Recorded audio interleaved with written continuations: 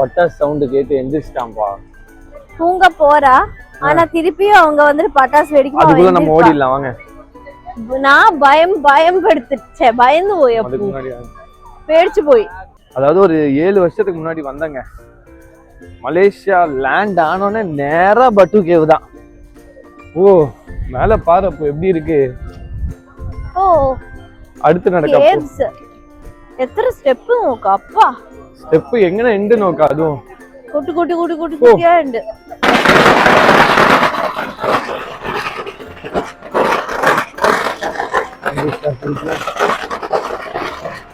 அதாவது 2 பேரும் சேர்ந்து மேல போலான்னு பார்த்தோம்.